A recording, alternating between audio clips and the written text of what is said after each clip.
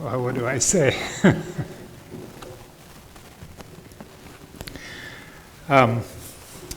It's like the songs that we're saying. It's all about the cross.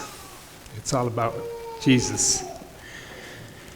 It's not me. It's Christ. May 28th is, a few things have happened in my lifetime.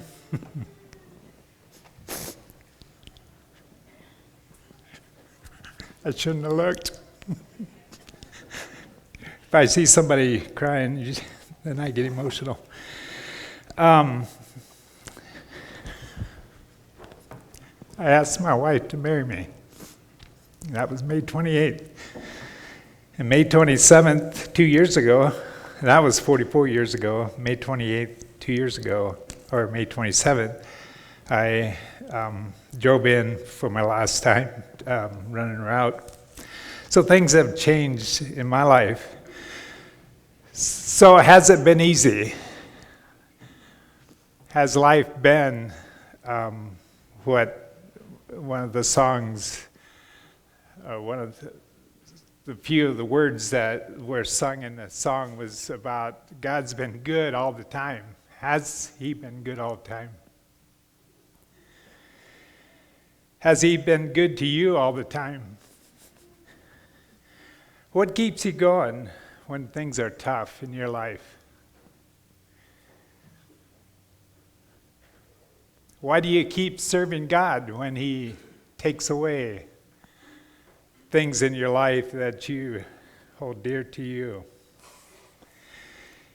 In Psalms 28, verse 1, David talks somewhat about it, asking the Lord, please don't be silent. Speak to me, because if you don't, I'll be like those that are in the pit. And he talked about earlier about those that were in the pit, those who walked away from God, spending the rest of their life in a pit. And David didn't want to be that.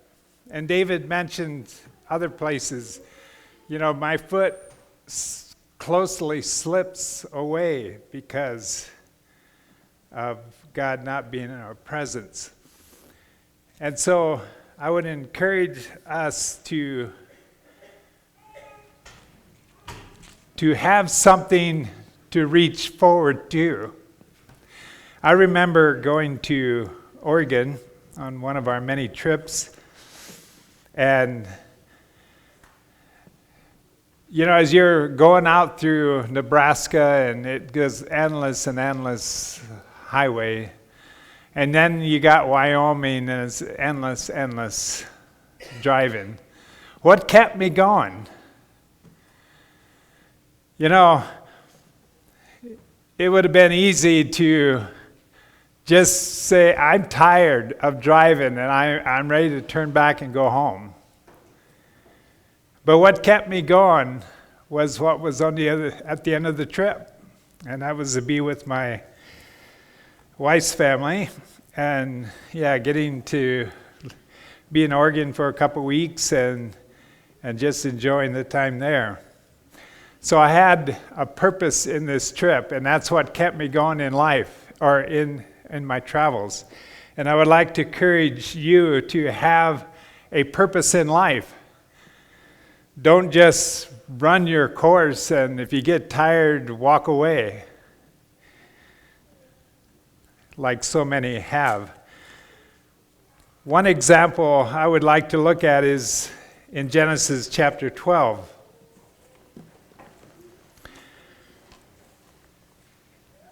This is the story of Abram. This was before he was Abraham. So I'm going to say Abram, but sometimes I might slip and say Abraham. So in Genesis 12, verse 1, it says, Now the Lord hath said unto Abram, Get thee out of thy country, and from thy kindred, and from thy father's house, unto a land that I will show thee.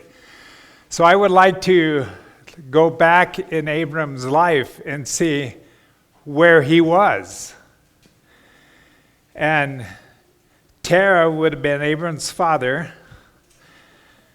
And Terah had 3 sons, and he could have had more, but these are the 3 that it mentions in the Bible. And it was Abram, who would have been the oldest, and Nahor, and Haran. And Terah had left his homeland, or was leaving his homeland, but he didn't. His final destination was he wanted to go to Canaan. So Terah was taking his family, and they got to Haran, which is a town named after, same as his son. But he came to Haran, and he stopped. And that was before he got to Canaan. Now, I don't know why he stopped, but some reason he stopped there, and that's where he set up his household.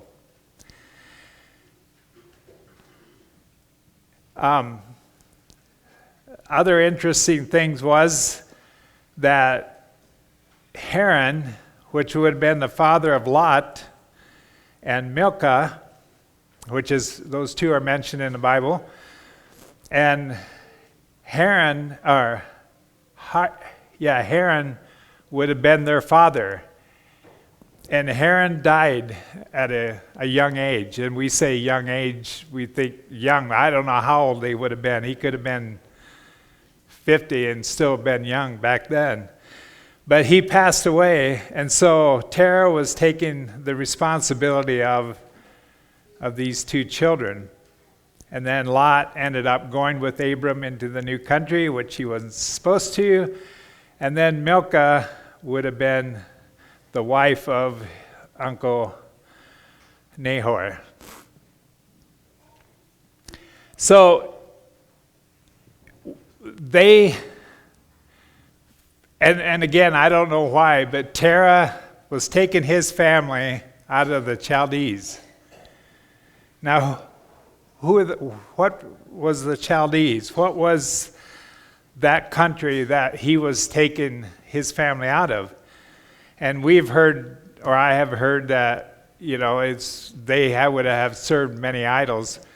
But I would like to share just a couple things of what took place in this land that Terah was taking his family out of. It would have been the place where Babel was, the Tower of Babel, that they wanted to make a name great and they wanted to reach into heaven. It would also been the same area where Shadrach, Meshach, and Abednego were taken out of their country and put into the land of the Chaldeans.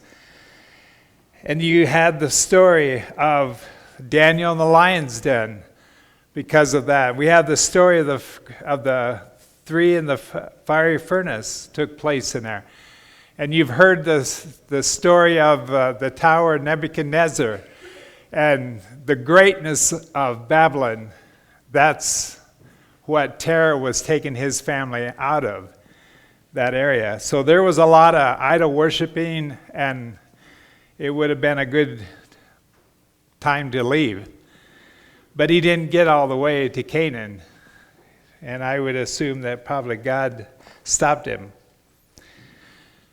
But Terah stopped before he got to Canaan. Why? Like I said, I don't know why. But he didn't finish to reach his final destination.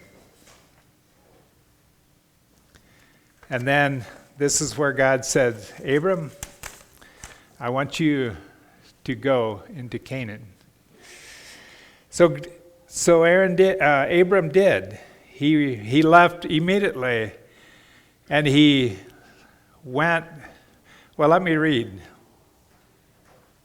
Get thee out of verse 1. He says, I will show thee, and I will make of thee a great nation, and I will bless thee, and I will make thy name great, and thou shalt be a blessing.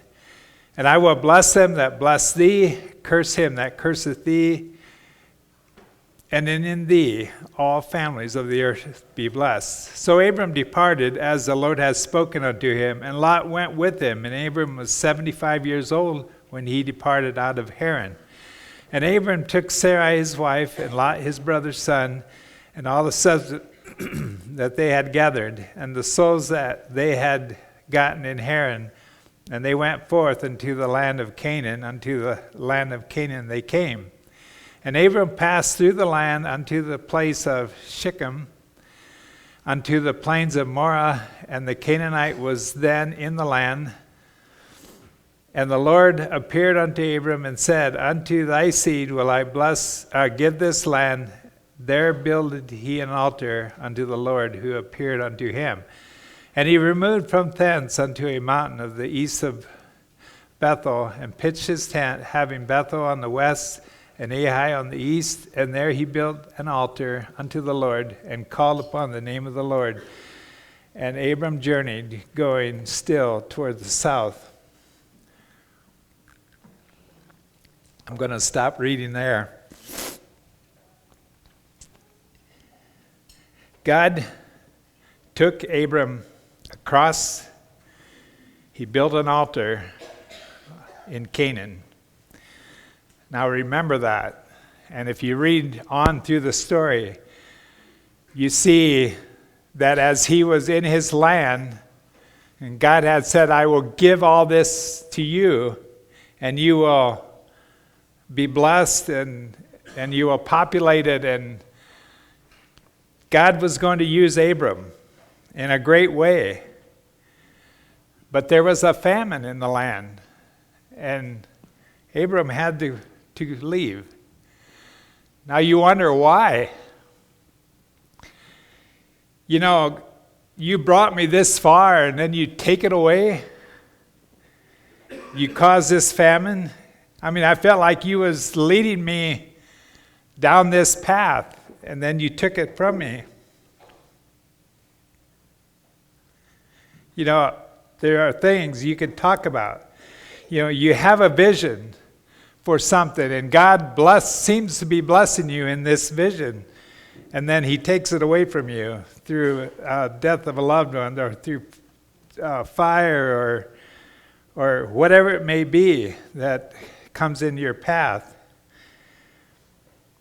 And here Abram was to populate the world, and here there's a famine, and he has to go to Egypt.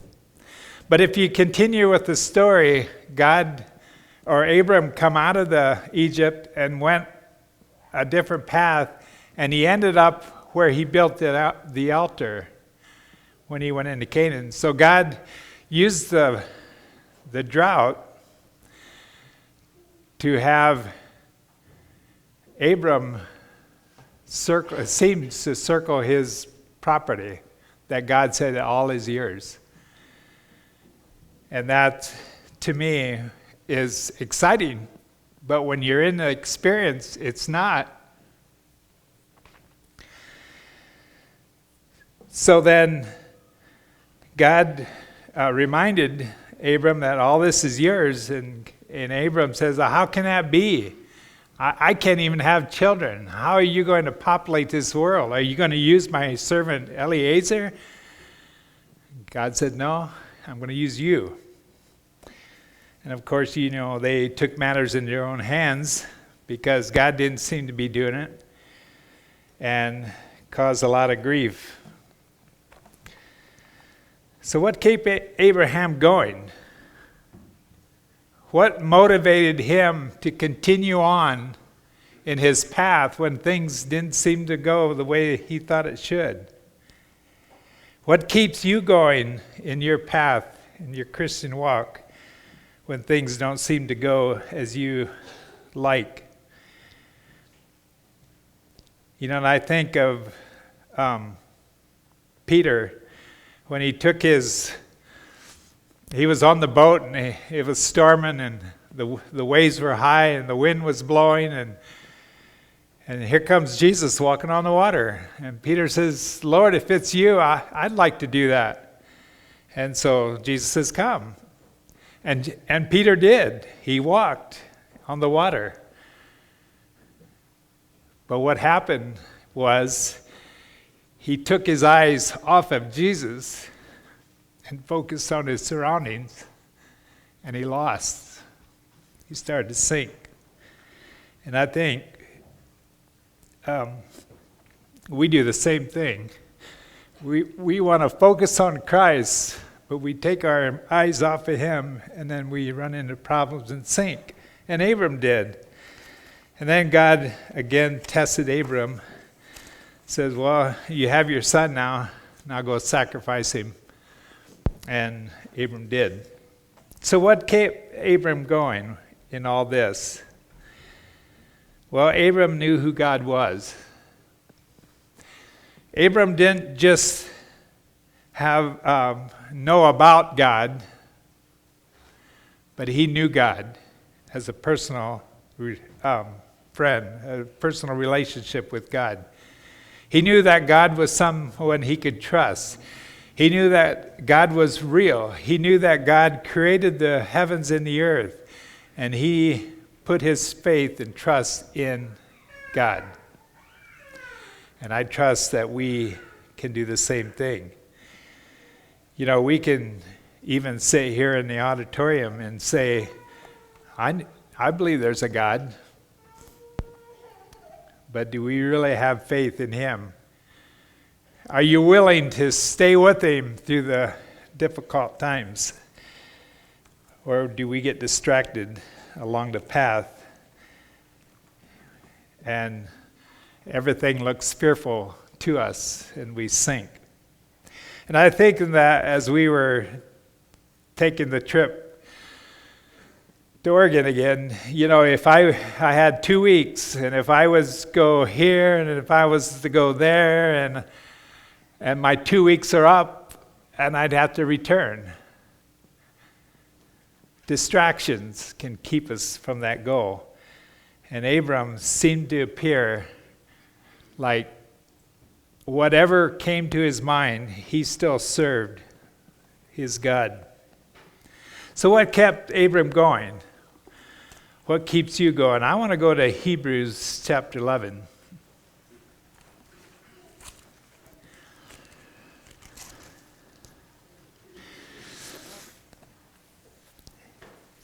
Hebrews chapter 11, verse. Well, I want to read verse 1 and then verse 10.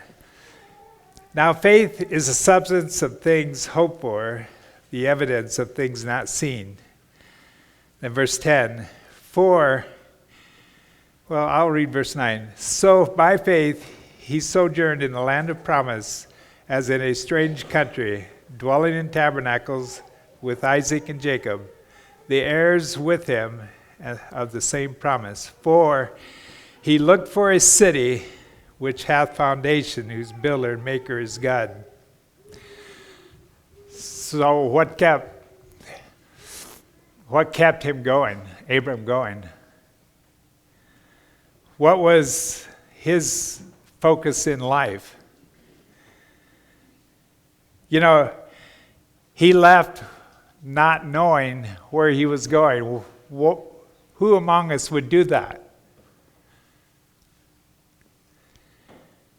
Now, I know there's a couple ladies here, their husbands. I don't know if there's any husband. I can't think of them, but thinking of my wife and the Troyer's wife, coming to a strange land, Elkhart County, not knowing the people, except me and my family. So what made you do that? I'd like to think it was me. But I think it's because they wanted what God wanted for their lives. And they, at that time, chose to be our helpmeet. But distractions along the way can cause us to miss that city. You know, if we keep our focus on that city, it's so much easier to go through things like devastation, losing everything, and whatever comes to your mind or has come to your life. to have the final view of that city, and that's what Abraham had. But Abraham went looking for that city. Now, I don't know if he thought he would see this city somewhere in Canaan, but he knew that God was going to create a new Jerusalem, a new city. And he looked forward to that. Well, we know, because we have the Bible now, but we know what that city is going to be like. In John's chapter 6, Jesus was talking here to the disciples, and there's a few disciples who walked away. And I don't know how many, but they walked away because of what Jesus was saying. They couldn't quite grasp that. And then in verse 67, it says, "Then Jesus said unto the 12, Will ye also go away?" Speaking to Peter, or the 12 disciples. But then Peter says, "Lord, to whom shall we go? Thou hast the word of eternal life." So when someone asks you, well, what are you going to do now? Where do you have anywhere to go but to Christ? There's no place in this world that you can find comfort and help through this. And it's in Christ alone. So it's my encouragement to you, would keep up the faith. Have the faith that Abraham had, or Abram. Have the faith that through the trials of life, I'm going to stand firm for you and allow you to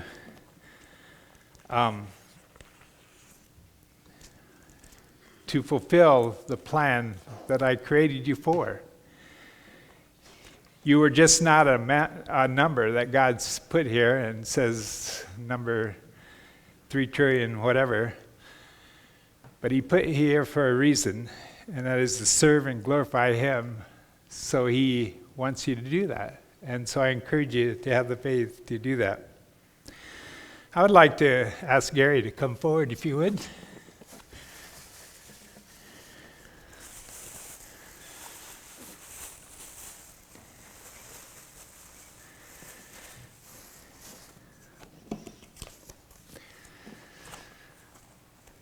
Well, God has been faithful for me for the last 16 years, and now I'd like to hand the baton to you.